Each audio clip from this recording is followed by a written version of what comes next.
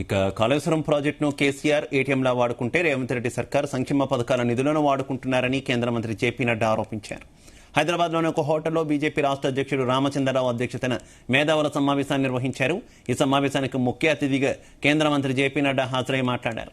తెలంగాణలో బీఆర్ఎస్ ప్రభుత్వ హయాంలో అనేక అవినీతి అక్రమాలు జరిగాయని ఆయన ఆరోపించారు. ప్రజలను మోసం చేసిన బీఆర్ఎస్ తరహాలోని రేవంత్ రెడ్డి సర్కార్ వ్యవహరిస్తుందని విమర్శించారు.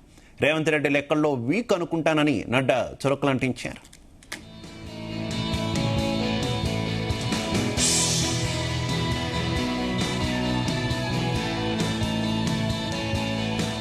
రేవంత్ రెడ్డికి కేంద్రాన్ని బద్నాం చేయడం అలవాటుగా మారిందని, తెలంగాణకు కేంద్రం ఏమిచ్చిందని ప్రతిసారి ప్రశ్నిస్తున్నారని, ఒకసారి లెక్కలు చూసుకుంటే ఆయనకు తెలుస్తుందని చురకలంటించారు. అప్పుడే కేంద్ర ప్రభుత్వ సహకారం తెలంగాణకు ఏ విధంగా అందుతుందనేది ఆయనకు అర్థమవుతుందన్నారు. 10 ఏళ్లలో తెలంగాణకు 1.74 లక్షల కోట్లతో 2674 కిలోమీటర్ల రహదారులను నిర్మించినట్టు నడ్డా వివరించారు. తెలంగాణలోని ప్రతి మూల నుంచి 4 గంటల్లో హైదరాబాద్ చేరుకోవచ్చన్నారు. తెలంగాణలో కొత్త రైల్వే ప్రాజెక్టులతో పాటు 42 రైల్వే స్టేషన్లను కేంద్రం ఆధునీకరించిందని తెలిపారు.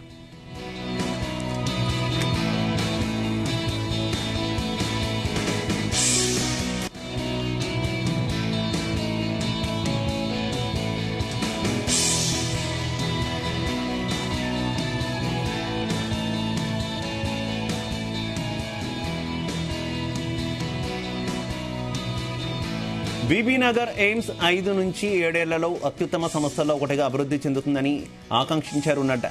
ఎయిమ్స్ కోసం 1100 కోట్లు ఖర్చు చేస్తున్నట్టు తెలిపారు. ఢిల్లీ కాంగ్రెస్ కు తెలంగాణ ఏటీఎంలా మారిందని ఆరోపించారు. ఇక బీఆర్ఎస్ కాళేశ్వరం పేరుతో 1,00,000 కోట్ల కుంభకోణం చేసిందని ఆరోపించారు.